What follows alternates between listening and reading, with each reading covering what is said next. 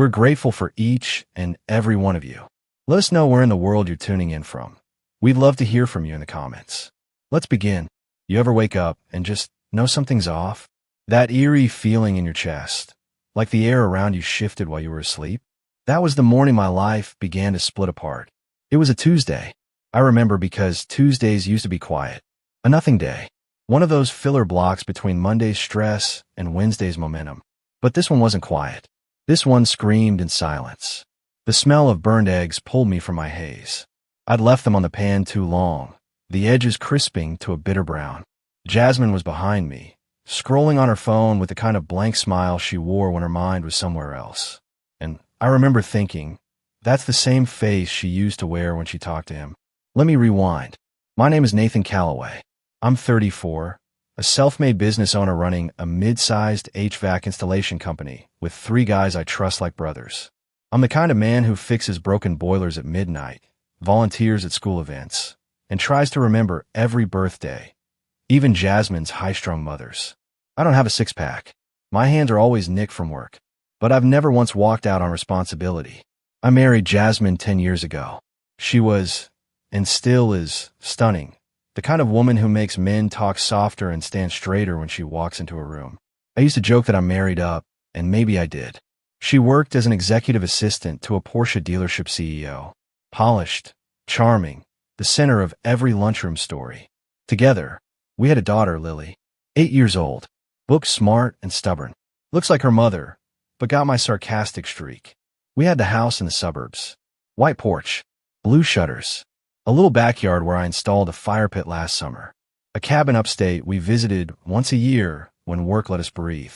From the outside, we looked like one of those Instagram families. The ones you scroll past with a mix of envy and annoyance.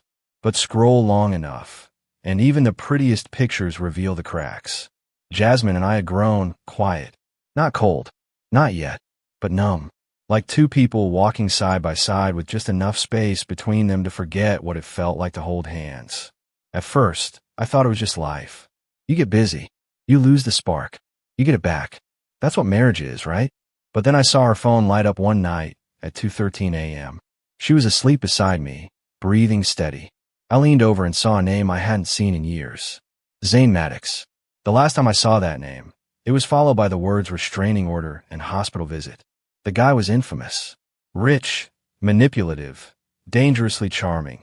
The kind of man who thought rules were suggestions and vows were for weak men. He and Jasmine were once engaged. Back when she was 23 and stupid in love. He cheated, lied, and got caught red-handed, or rather, red-assed, when a furious husband chased him naked through a golf club parking lot. Jasmine dumped him. The whole town laughed, and he disappeared. Until now. What's with the burnt eggs? Jasmine asked that Tuesday morning, pulling me back to the kitchen. Guess I got distracted, I said, scraping the pan into the sink. She kissed Lily's forehead, poured herself coffee, and glanced at me like she wanted to say something. I waited. She didn't. I dropped Lily off at school and went straight to work, but my mind never left that name. I texted Jasmine during lunch. Me, we should talk tonight. Jasmine, about what? Me, you know what. She didn't reply. That evening, after Lily went to bed and the TV mumbled some weather forecast in the background, she turned to me. Nate, she said, her voice softer than usual. I need you to promise me you won't get mad. That's how it always starts. Not with screaming, but with a whisper wrapped in guilt. I set the remote down. Just say it. She exhaled. Zane reached out. I raised an eyebrow. And he saw Gabriella Simmons at a wedding. She mentioned me. He was curious. Said he wanted to catch up. Catch up, I repeated slowly. Like friends. She nodded. Yes. Just talk. Reminisce. Closure, maybe. You already had closure, I said. When he humiliated you in front of half the town. Jasmine's eyes flickered. People change, Nate. No, people reveal themselves, I said. You just finally believe them. She looked down at her lap, her fingers twisting the hem of her blouse. He invited me somewhere. A resort. Just a few days. His wife isn't going. She's afraid of flying. I blinked. He invited you on a trip. Without his wife. And you're considering it. I said yes. There it was. The explosion, but quiet. Like a bomb in a velvet box. I stood. Are you telling me you're flying off to a private resort with your ex-fiancé, the same man who cheated on you with half the town, and expecting me to be okay with it? She looked up, her voice almost trembling. It's just a vacation. Nothing will happen. You're married. To me. I haven't forgotten that. I laughed. A bitter, sharp sound that surprised even me. Could have fooled me. She stood too now, defensive. You think I'm going to cheat on you? I didn't answer, because the answer was already screaming in my chest. She grabbed her purse.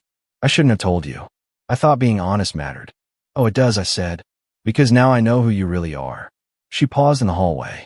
You're making this bigger than it is. No, I said. I'm finally seeing how big it's always been. She left the room. I poured whiskey, sat on the couch, didn't speak. The next day, we acted like nothing had happened. She packed her bags in silence. I packed my pride. That evening, I walked down the street to Maya Landon's house. She opened the door in sweats and messy hair, holding a bowl of popcorn and a confused smile. Nathan, I didn't hesitate. Want to go to Paris? She blinked. Like now. Next week. You, Ava, Lily, and me. Disneyland. My treat. She tilted her head. This isn't a midlife crisis thing, is it? I smiled. No, it's a survival thing. She stared for a moment, then stepped aside. Come in. I told her everything. Not all at once, but enough. She listened without judgment. No pity, just presence. When I asked again, she nodded. All right, we'll go. And just like that, I started building my escape. Maya and I didn't speak much the next day. Not because it was awkward, but because things suddenly felt easy, and that was strange. I was a man walking through the wreckage of his marriage, and yet, as I sat with Maya at her kitchen table, watching our girls play with puzzles on the carpet, I felt lighter than I had in months. Maybe years. She was calm, grounded. No makeup, no performance. Just real. Jasmine had always needed a spotlight. Maya was the kind of woman who made a dim room feel like sunlight without saying a word. Later that night, I found Jasmine's laptop open on the kitchen counter. She'd forgotten to close it before heading upstairs. The screen showed her email, and the subject line read, Mykonos itinerary, private villa confirmed. I didn't click. I didn't need to. I already knew what I had to do. The next morning, I pulled into a gas station after dropping Lily at school. I parked, leaned back, and opened my phone. I typed Annabelle Maddox into Google. Zane's wife. The woman Jasmine conveniently forgot to mention, and who, from what I could find, ran a series of elite etiquette retreats for high society families in England. It didn't take long to find a press photo of her standing beside a Rolls-Royce, smiling like she was born royalty. She wasn't. I remembered Jasmine once mocking her, saying she was too proper to fight, too pretty to leave. I tapped contact. It led to a work email. Subject, urgent, regarding Zane. Hello, Annabelle. My name is Nathan Calloway. I believe your husband is currently preparing for a private vacation in Mykonos. I also believe he has not been entirely truthful about who will be joining him. The woman he invited, Jasmine Calloway, is my wife. Enclosed are screenshots of the booking confirmations, a copy of their joint itinerary, and an invitation email that was printed and left in our home. I'm not contacting you to cause pain. I'm contacting you because I believe you deserve the truth. Respectfully, Nathan Calloway. I attached everything. Hit send. Then sat there, heart pounding. I didn't tell Jasmine what I had done. I didn't need to. The tension in our home had already shifted. She was distracted, anxious. Every time her phone buzzed, her hand twitched like she was expecting a bomb to go off. The next morning, I handed Lily her little backpack and told her we'd be going on a special trip soon. With Ava and her mom, I added. Jasmine's eyes twitched. You're taking her somewhere? Disney Paris, I said. A family trip. Her lips curled into something bitter. You mean a rebound retreat? I didn't bite. You've packed for yours. I'm just matching energy. She tried to laugh. You're jealous. No, I said, walking past her. I'm done. That night, I sent a second message. This time, to Zane's wife's personal number. I'd found it through a reverse search on a tagged social photo. Maybe that was crossing a line. But lines only matter when both sides honor them. Me, I hope you got my email. They fly out tomorrow. Annabelle, I received it. Thank you for your honesty. I'll handle it. Short, sharp, English steel. The next morning, Jasmine left without saying goodbye. Her suitcase clicked along the hardwood floor as she walked out. Her heels echoed behind her like gunshots. I stood at the window, watching her car disappear around the corner. She didn't know it yet, but that trip would cost her everything. By the time Jasmine checked into the resort, I had already contacted my lawyer and filed divorce paperwork. The fax machine at the Mykonos resort would receive 2 documents within the next 24 hours. A letter from me, signed copies of our divorce. The letter read, "To Jasmine, if you're reading this, it means you chose the beach over our daughter, the past over the present, a fantasy over a marriage. I warned you. You chose him. Now you can keep him. I'm done. Nathan." Later that night, my phone blew up. Text after text. Missed calls. Voicemails I didn't listen to. Jasmine, Nate, please. I didn't cheat. We're in separate suites. Jasmine, I only came because I thought I needed clarity. I didn't touch him. Jasmine, please let me explain when I'm back. I ignored every message. That's when the twist happened. Annabelle called me. From Greece. "Nathan," she said, her voice like ice. "Speaking. He didn't tell me she was your wife. I thought he was simply networking, helping an old friend. But I'm here now. In Mykonos. You went. I wanted to see the lie with my own eyes." She paused, then added, "They're not in separate rooms." My jaw tightened. "I'm confronting them at dinner," she continued. "You'll hear the outcome soon enough." Then she hung up. The next morning, Maya and I took Lily and Ava to the airport. The girls were giddy, carrying stuffed backpacks and wearing matching pink hoodies. Maya smiled at me while adjusting Ava's braids. "You okay?" she asked. I nodded. Getting there, we landed in Paris just as the sun dipped behind the Eiffel Tower. Checked into the Disney resort. Maya and I got one large suite with 2 queen beds. The girls jumped on theirs immediately, giggling. Maya sat beside me on the couch, holding a glass of wine. "Do you still love her?" she asked. I was honest. "No, I think I just love who I thought she was." She nodded. "That kind of grief doesn't go away overnight." "I don't want it to. I just wanted to stop dragging me under." She leaned into me. "Then let's build something that floats." We didn't kiss that night, but something deeper passed between us, a kind of permission to heal. Back in Greece, the fallout began. Zane's wife exploded. She stormed into the restaurant Jasmine and Zane were dining at, public, loud, raw. Glass shattered. A chair toppled. Security was called. Zane tried to play it cool, but Annabelle had brought evidence. Screenshots. Printouts. The letter I sent her. His game was over. She checked out. He begged her to stay. She spat in his drink and walked out. Jasmine. She was kicked out of the room an hour later. She called me 3 times that night. I turned off my phone. Maya and I walked the Seine the following day. The girls ate crepes and danced to a street violinist. For the first time, I laughed without guilt. Maya looked at me and said, "You're going to be all right." "I know," I whispered, "because I already am." We came home from Paris on a Monday evening. The skies over the airport were gray, the kind of muted cloud cover that made everything feel quieter. I expected it to feel like a letdown after such a freeing trip, but instead, it felt like landing on solid ground after a long fall. Maya's daughter, Ava, fell asleep in the back seat, her head against Lily's shoulder. Maya glanced at me from the passenger side, her hair messy from travel, her makeup worn off. She looked perfect. I parked outside her house, just 4 blocks from mine, but it already felt like another world. "You want to come in?" she asked, voice low. I hesitated, not because I didn't want to, but because I wasn't sure if I deserved peace yet. "I should get Lily home," I said, then added, "but I'll be back. Tomorrow." She smiled. "I'll keep the kettle warm." At home, Jasmine's car wasn't in the driveway. There was a note taped to the door. Handwritten. Torn edges. I didn't stay in Mykonos. I left after Annabelle came. I slept alone that night. And the next. I've been staying at my sister's. "I'm sorry. Jasmine." No begging. No denial. Just the same vague regret that had poisoned our marriage for years. I didn't go inside. I just drove straight to Maya's. She opened the door before I could knock. Didn't say a word. Just stepped aside, like she'd known this would happen. That night, I didn't sleep on her couch. The next few weeks passed like scenes in a movie. Too fast. Too clean. Jasmine and I filed for formal custody. Split the house. She kept it, buying me out with a loan from her parents. I moved in with Maya temporarily, though neither of us pretended it was temporary. Lily adapted faster than I thought she would. She loved Maya, adored Ava. Our girls became inseparable, the kind of bond that forms quickly when two kids have seen too much too early. I try not to check Jasmine's socials, but sometimes I slipped. She posted vague quotes, photos of sunsets, one mirror selfie that got too many fire emojis from random men. But I didn't care.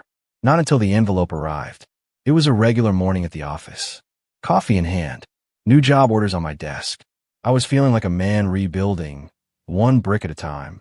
Then my assistant walked in with a padded envelope, dropped off by courier. No return address. I opened it. Inside, a letter and a printed photo. The letter read, "Before you build your new happily ever after, you might want to know what Maya was doing at the holiday party last December. She's not who you think she is. Ask her about Zane." I stared at the photo. Maya, on a bar counter, wearing a red dress, skirt hiked up, panties around her ankles, holding a drink and laughing. My stomach twisted. My hand shook. I felt like I'd been punched in the throat. I left the office without telling anyone. When I walked into Maya's house that night, I didn't kiss her. Didn't even greet the girls.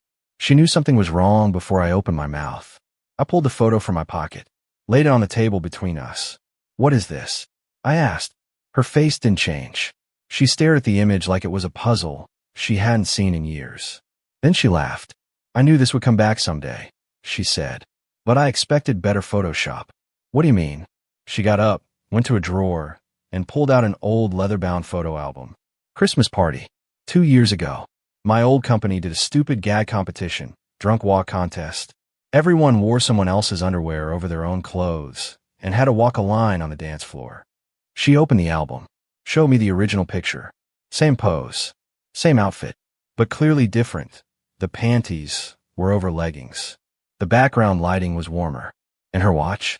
Different in the printed photo I'd received. "I don't know who doctored it," she said, "but I've been expecting it since I started seeing you." I swallowed hard. Why would someone go through this trouble? "Because Zane's obsessed with control," she said. "And because I'm the only woman who told him to his face that he was pathetic." I sat down, suddenly exhausted. "So he tried to poison this too." She reached across the table, took my hand. "I'm not Jasmine," she whispered. "And you're not him." Later that night, we reviewed every detail, looked at the metadata on the photo, even called a friend of hers who worked in IT. He confirmed the image was altered, blurred edges, shadows that didn't match. Even the reflection in the mirror behind her didn't align. I didn't need further proof. But Maya went one step further. She posted the photo to her old company's Facebook group with a public message. "To the coward who tried to ruin my family. Here's the original picture. Here's the date and timestamp. Here's the fact that I didn't even own that watch back then. If you try again, I'll find you. And next time I won't be polite."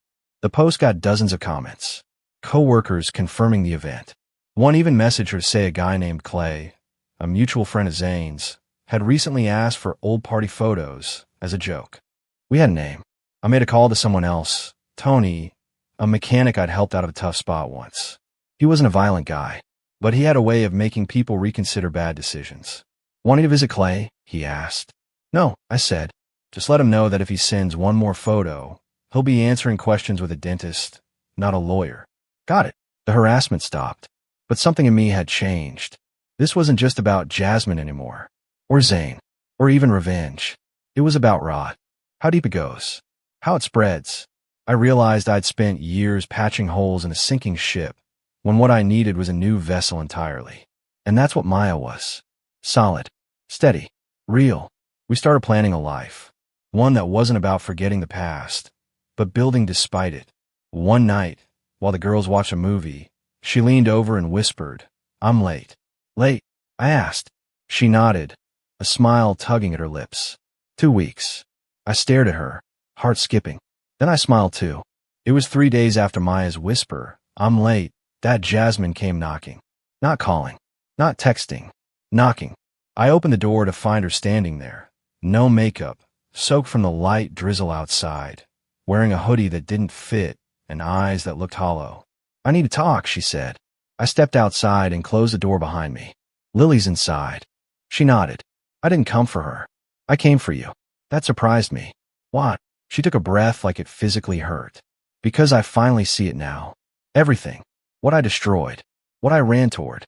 What I ran from. You're late, I said flatly. I know. No apology's going to fix this, Jazz. Not this time. She looked down. Zane dumped me. The second his wife filed for divorce, he panicked. Started blaming me. Called me names I won't repeat. Said I tricked him into being caught. I didn't feel sorry. I didn't feel smug. I felt nothing. I spent years defending him, she continued. Telling myself he was misunderstood. That maybe I hadn't given him a fair shot. But he was always poison. And I drank it anyway. And now you're sick, I said quietly. She nodded. Then she looked up, eyes glistening. But you, Maya, she's everything I wasn't. I see it now. I didn't bring you here for a lecture, I said. So what do you want? She hesitated. I want to co-parent. Properly. Lily deserves both of us. That part I agreed with. I also wanted to say something I never said enough. Thank you. For what? For loving me. For staying longer than you should have. And for walking away when I didn't deserve you anymore. That landed. I nodded once. Goodbye, Jasmine. She smiled sadly. Goodbye, Nate. And then she walked away, not just down the street, but out of my story. Zane wasn't so lucky.